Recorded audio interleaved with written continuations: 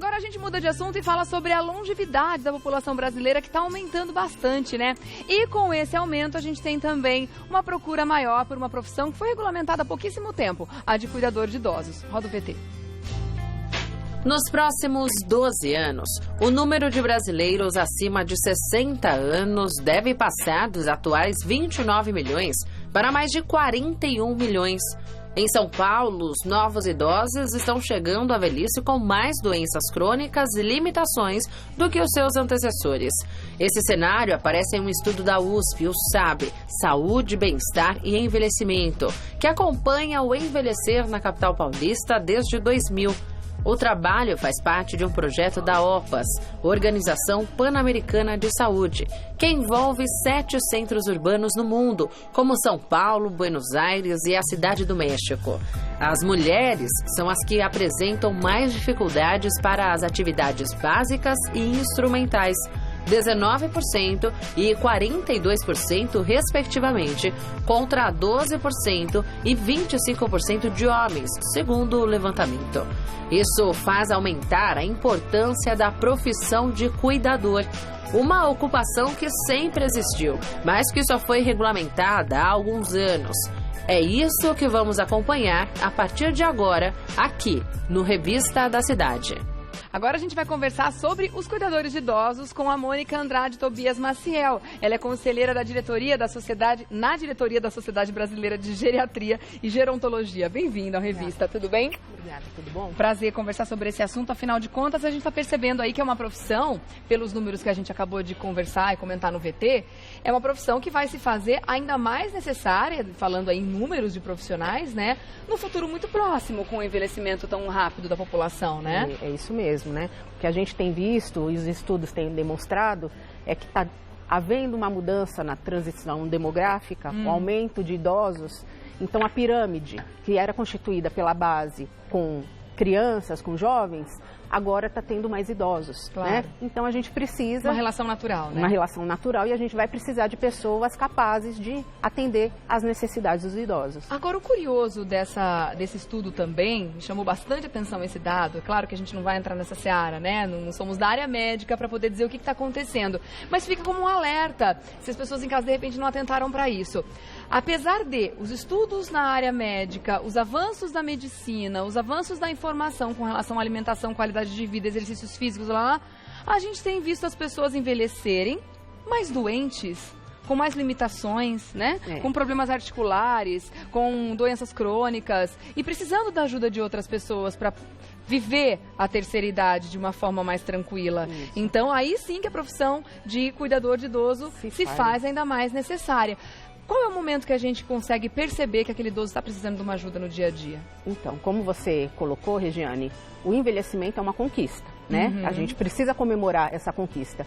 Mas nem todo mundo envelhece da mesma maneira e envelhece com dificuldades, com limitações. Sim. E é nesse momento que a família vai perceber, a equipe de saúde que assiste ao idoso vai perceber que ele sozinho não está dando conta mais das atividades básicas de vida diária dele, que ele tem alguma certa limitação, ou que num primeiro momento vai precisar apenas de uma supervisão, de uma assistência, para que ele mantenha a autonomia e a independência física dele pelo maior tempo possível. É isso que a gente trabalha para conseguir. É uma situação muito delicada, né? Porque você chegar para uma pessoa que sempre foi independente, né? Sempre teve autonomia e dizer, a partir de agora você não está conseguindo mais desenvolver as suas atividades normais, você vai precisar de alguém dentro da sua casa todos os dias para te ajudar, não é uma situação fácil de expor.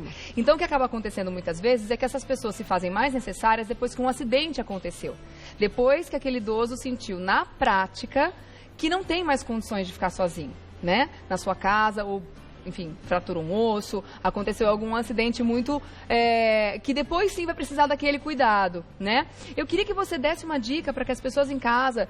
Como é que faz esse approach? Como é que tem essa conversa? Como é que a gente consegue trazer para o idoso essa necessidade para agir preventivamente a essas questões, a esses problemas muito sérios que podem trazer consequências para a saúde deles muito graves? Deixei uma pergunta no ar aqui para a Mônica a respeito dessa argumentação que tem que ter com a pessoa que está precisando. A gente percebe que ela já tem uma limitação, que ela já tem algumas limitações na vida dela, mas ao mesmo tempo ela não aceita, né? Que ela precisa de uma ajuda. E aí, depois que acontece um acidente, é inevitável a presença de um cuidador na vida dela, né?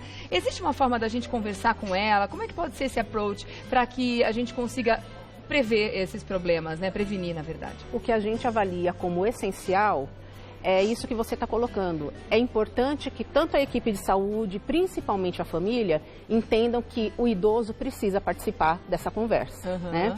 Porque, de outra maneira, ficam questões impositivas para pessoas, né, que viveram durante a vida toda com independência, com proatividade e de repente se veem dependendo de alguém para qualquer que seja a atividade, desde a mais básica, como se vestir, até uma mais complexa, como administrar as próprias finanças, né? Então, o idoso precisa ser visto como o elo, o ponto de partida e central para que essa conversa aconteça. E essa aceitação é muito importante para que a convivência seja tranquila também, né? Exato. Afinal de contas, é uma pessoa que vai estar todos os dias dentro da sua casa, né? Dentro da casa daquela pessoa e que acaba virando ali uma relação muito estreita, muito próxima, né? Até por isso, existe um critério, tem que ter um cuidado muito importante na escolha desse profissional. Isso vai depender das necessidades que cada idoso tem. Isso. A gente avalia que num primeiro momento é importante que as famílias e também as instituições de longa permanência, porque cuidadores podem trabalhar em instituições de longa permanência, eles exijam uma capacitação mínima para esse cuidador, né? Uma pessoa que há alguns critérios que se constituem na personalidade da pessoa, como ser uma pessoa paciente, uma pessoa atenciosa, mas há questões que não dependem da boa vontade da pessoa para cuidar da outra. Ela precisa ter competências técnicas, um senso de observação e principalmente entender o que é o indivíduo idoso, que é um ser cheio de qualidades, que pode ter os seus defeitos. Os idosos, uns são diferentes dos outros e que principalmente idoso não volta a ser criança. Idoso é uma pessoa que teve uma longa história, uma trajetória de vida e que precisa ser respeitada. Infantilizar, né? O idoso é um dos grandes erros, né? Pra gente finalizar, quem está querendo se profissionalizar nessa área, existem cursos específicos, né? Sim. Existem muitos cursos, são constituídos como cursos livres, né? Há muitas instituições de educação bastante já conceituadas e que podem oferecer esses cursos e é o que a Sociedade Brasileira de Geriatria e Gerontologia recomenda que as pessoas que têm interesse em ir para esse nicho de mercado de trabalho como cuidador profissional, que procure se capacitar. Tá certo. Deixa eu agradecer então a Mônica Andrade Tobias Maciel, que é conselheira da diretoria da Sociedade Brasileira de Geriatria e Gerontologia. Vou deixar aqui o site para quem quiser fazer contato, sbgg.org.br, e deixo também o convite para que você volte e a gente continue a conversa sobre esse assunto tão importante. Até a próxima, viu, Mônica? Obrigada pela presença aqui no Revista.